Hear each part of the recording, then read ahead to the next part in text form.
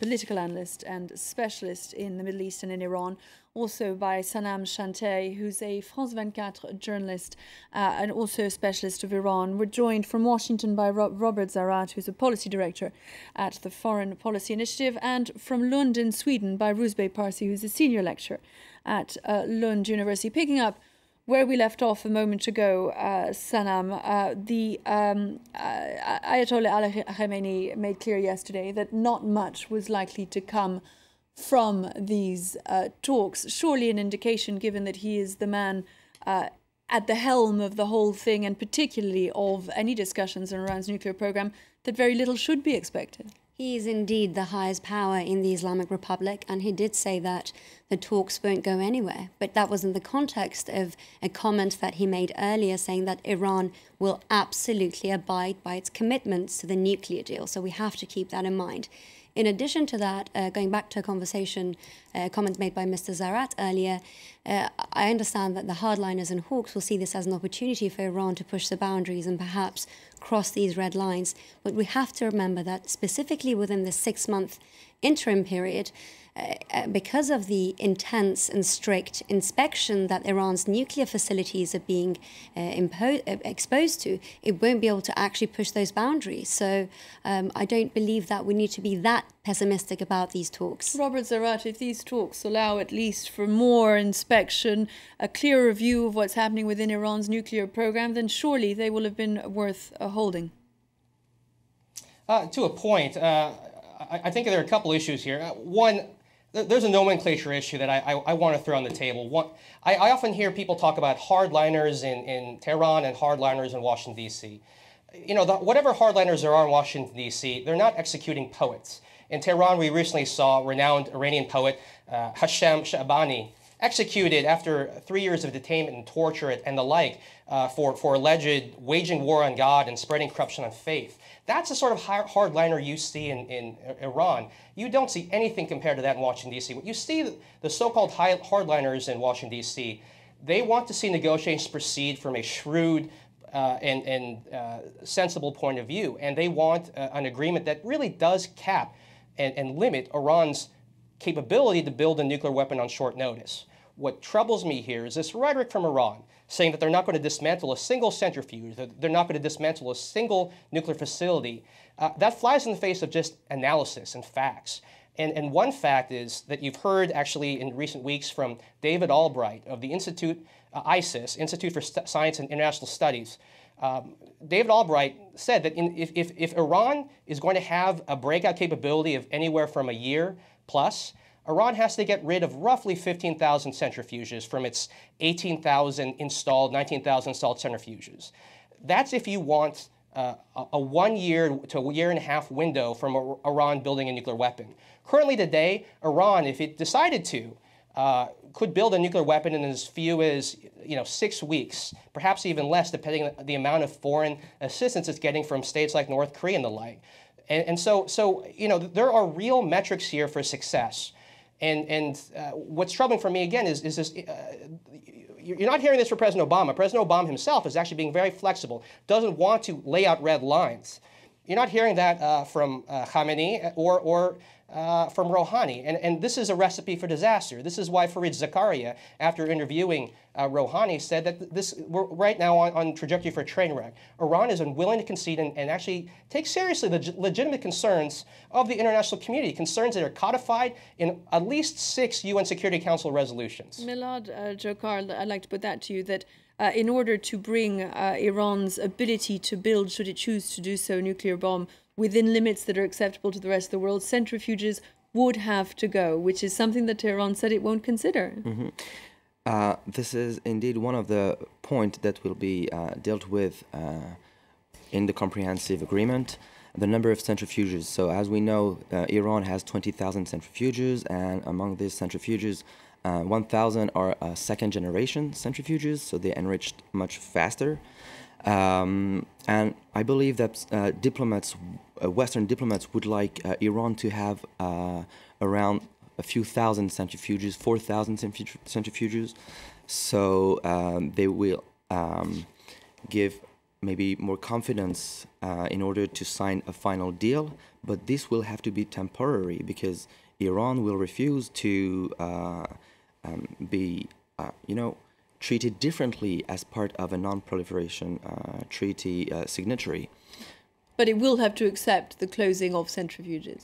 Closing centrifuges is like temporarily. They could, as a confidence-building measure, indeed accept not to enrich with their 10,000 centrifuges that are currently enriching, but this would have to be for a temporary deal.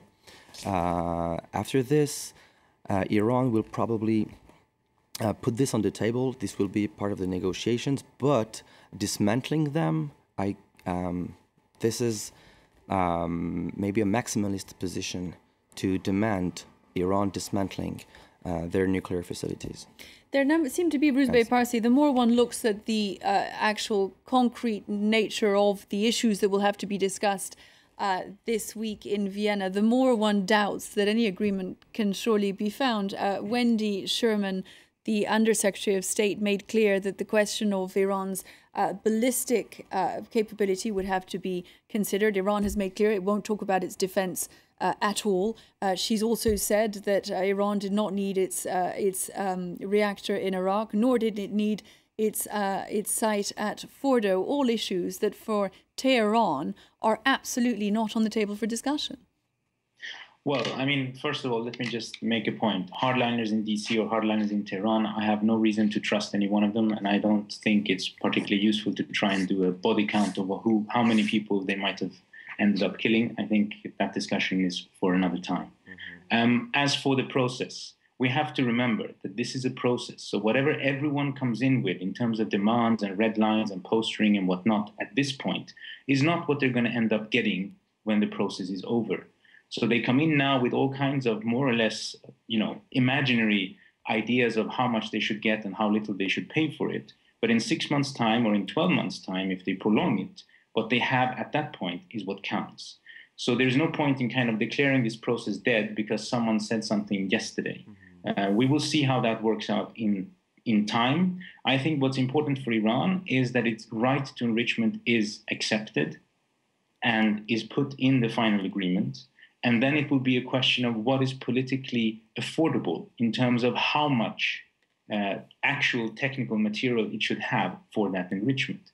Then whether Wendy Sherman says that they shouldn't have this place or that place, I mean, this is something that they do now.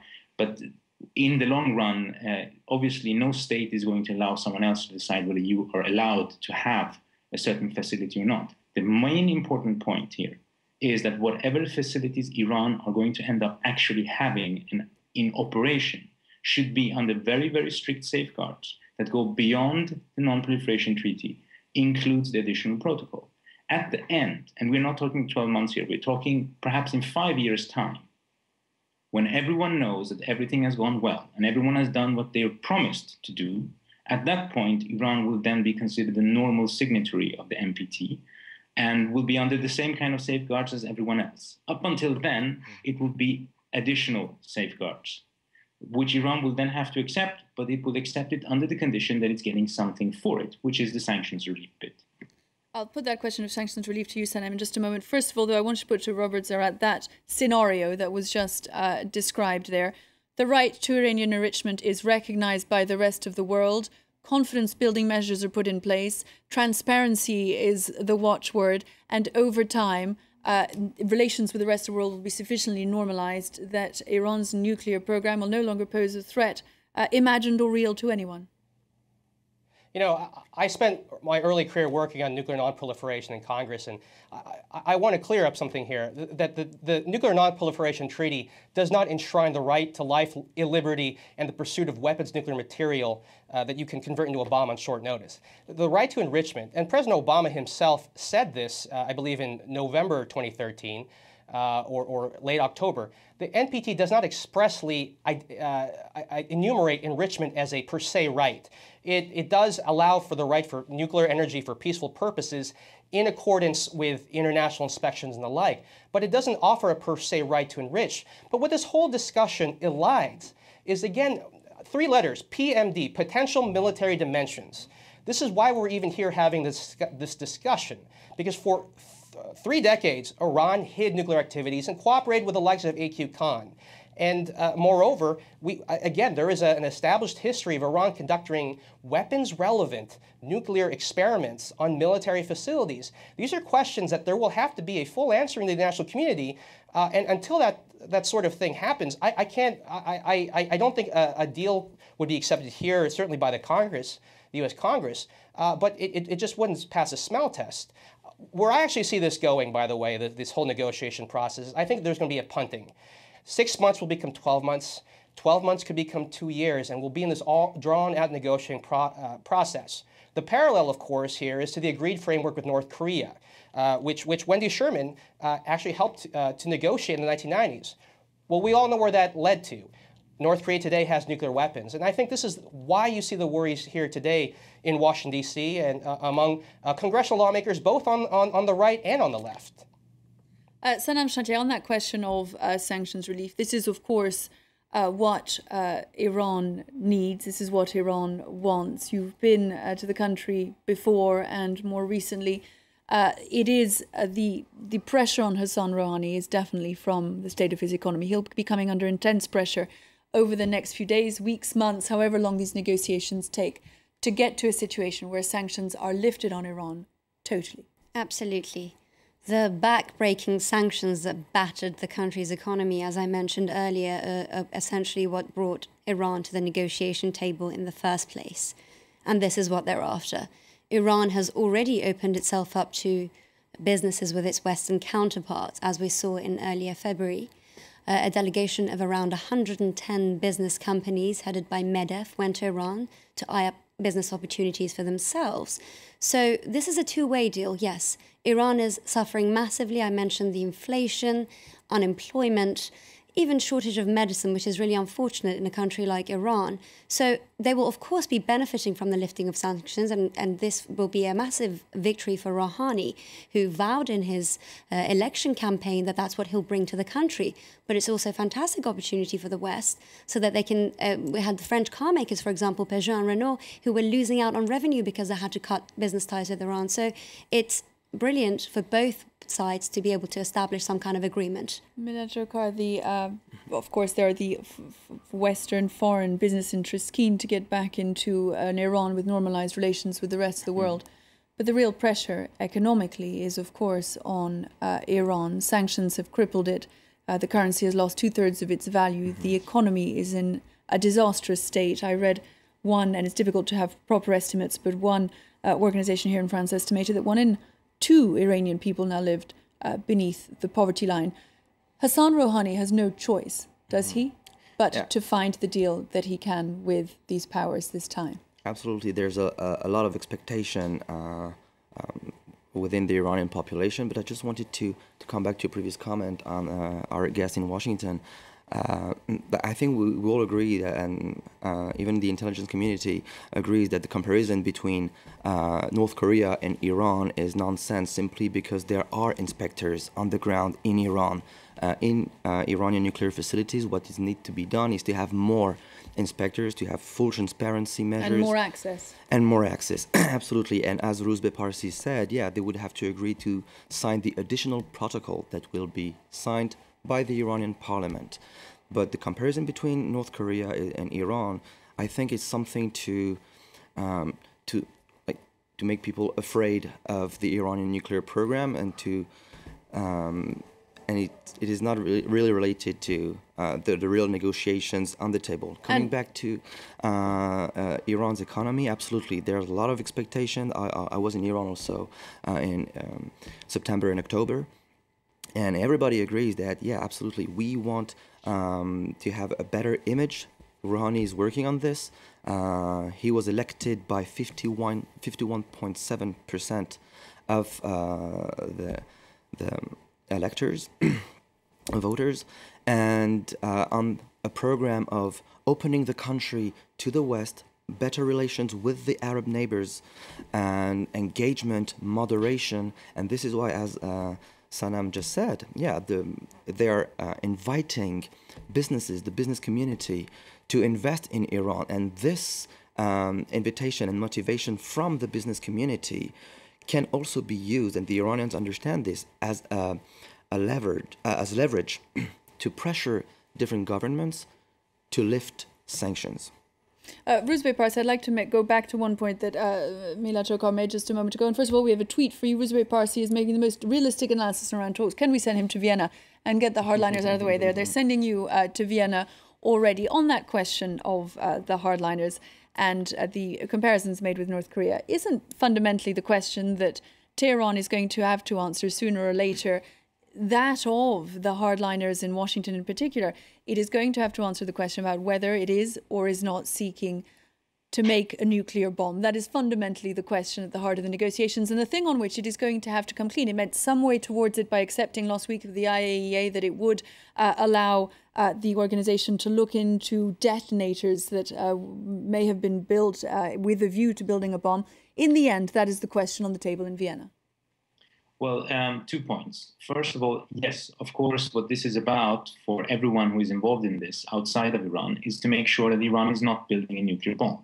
But it's a question of how you go about doing that. You see, if we were just to say that, well, we won't allow this, we won't allow that, we are also, in a sense, claiming that we have the power to stop it all in all, and we don't. I mean, unless the people in the US Congress have the treasury and the men to start a new war, a third one in the Middle East, we have to be realistic about how we go about ensuring that Iran does not get a nuclear bomb. So that has to be part of the process. And it has to be part of the process, of course, that they come clean on whatever it is they tried to do before. That's obvious. No one is claiming that they're going to get a free pass for what they did.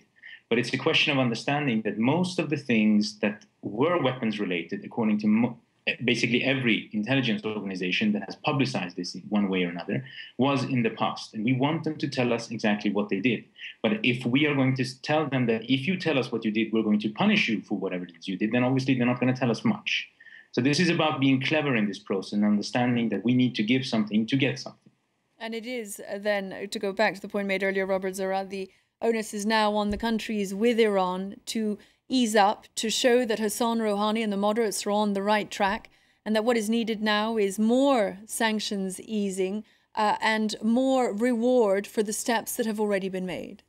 Absolutely. This is a question of not only on our side, so to speak, but obviously the Iranians have to help their interlocutors. This is basically a situation where John Kerry and Javad Zarif are each other's best friends because they have more than enough enemies in their capitals who want to stop this. So that's why also they can't go home every time there's a negotiation round and gloat about whatever it is they got, because it's going to look, their interlocutors look bad. Robert Zarate, in Washington, it is then time for the powers gathered in Vienna to reward Tehran for what it's achieved so far. To reward, I mean, there already is sanctions relief, if you want to call that a reward. But again, I am a critic of the interim agreement. I'm a constructive critic. I think there could have been a much better interim agreement that could have been negotiated with better terms. Here, I'll quote Ray Takei of the Council on Foreign Relations, who recently wrote, actually today in the Washington Post, the United States must stop underestimating its power, and this also the West, and overestimating Iran's resilience here. Iran was on the economic ropes. Prior to oil sanctions in 2012, and that's when they were first imposed, mind you, Iran was exporting about 2.5 million barrels per day in oil. After the 2012 oil sanctions started, it dropped to about 750,000 barrels per day.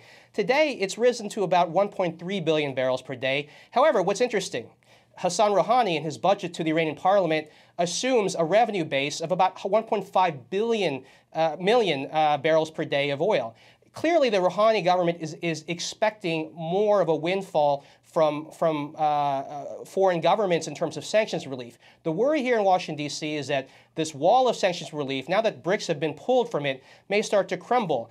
And this will actually incentivize Iran not to give concessions, not to deal with the issues of the potential military dimensions, its weapons-relevant nuclear activities that it hid from the world's gaze, which, contrary to Mr. JOKAR, he and I can disagree without being disagreeable about this. These are central. And Mr. PARSI actually acknowledges these potential military dimensions are central to why we're here negotiating today, why there are sanctions. And until Iran has a clean bill of nuclear health, And there are going to be a lot of hurdles to get there. I just don't see this issue being resolved, and I worry that if you see hardliners in Tehran unwilling to concede, this will lead towards a really awful trajectory. I do acknowledge that the possible military dimension expressed by the IAEA Board of Governor reports is an issue of concerns. It will be part of the deal, but the P5+1 will help. It shouldn't be part of the deal. It will help, no, because what we need to understand, Mr. Zarate, is that Iran is negotiating with the IAEA on the possible military dimension, and a senior U.S. official said yesterday in a press briefing that we are willing to help, but we are not willing to do the job of the IAEA. So the possible military dimension have to be addressed, but it has to be dealt with between Iran and the IAEA, and they're working on it. Secondly, I wanted to say that we will always find people opposed to an agreement, not happy with the current deal. The first interim agreement, of course, it is not complete, and we need to complete this with a comprehensive deal. And same in Iran. I mean, we can find lists in the West saying that Iran is not doing good on this part, on this issue, and same in Iran. If you listen to Iranian politicians, they also have the same list of issues of concerns regarding the other part. I know that Iranian hardliners say that, for example, I think it's Shariat Malari who said that, well, what we're getting back from like minor sanctions relief is they're sending us our own money, like $4.2 billion out of $100 billion that belongs to us. I mean, this is not a sanction relief. So Rouhani has to deal with these hardliners. This is very difficult. And I think that we should give them space.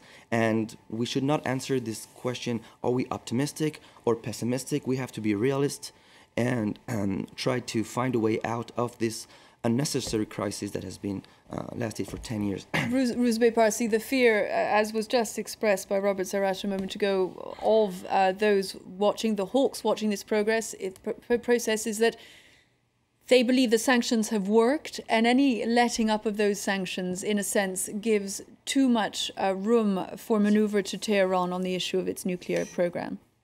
Well, first of all, the possible military dimension, when I talk about it, it's in the past tense. It's not in the present tense. No one is at the moment, at least openly, claiming that Iran is doing any work on military stuff, as far as we know. And I think they would have if they thought it existed in the present. So we're talking more about the history of it rather than what's happening right now. Secondly, that's a contradiction in terms, in a sense, the way that the whole notion of sanctions is being phrased. Because on the one hand, people in DC claim that the sanctions are working very well, and then at the same time, they're afraid that Iran will draw out this process for several years. Well, if it's working as fine as they claim, then obviously Iran is in such dire straits, it would want all this ended in 6 months. And neither of those two versions of reality are quite accurate. Obviously, the sanctions are working in the sense that they're hitting Iran's economy. But that most politicians don't work with an Excel sheet where they decide, oh, this costs us this much, and therefore we're going to change what we're doing. So the Iranians do not feel that they're coming into these negotiations from a position of weakness, and neither is the US. So basically, both are expecting a lot from the other side and also expecting that they shouldn't give up too much themselves. And that's the difficult part of this process of negotiations. And it's going to take them a good 6 months to figure out that they are neither as strong nor as weak as they think or that the other side thinks. Thank you very much. It brings us to the end of that the debate, and Rouzbeh PARSI, on those words, what we can look forward to over the coming months as the issue is discussed. Sanam, SHANTYAEI from France 24, thank you for being with us. Also thanks to Milad, JOKAR for being with us, Rouzbeh PARSI as well, and Robert Zarate, who was down the line from Washington with us this evening. Thank you very much indeed for having joined us. It brings us to the end of tonight's debate. In just a minute, we'll be getting another look at the very latest headlines and all the latest, of course, from Kiev, where events have gotten more violent this evening. Indeed, it has seen the worst violence that the country has seen since the demonstrations began back in November. These are the live pictures coming from Ukraine, where the police have used water cannons and stun grenades to try and disperse some of the protesters who'd been in Independence Square. 9 people in all were killed today.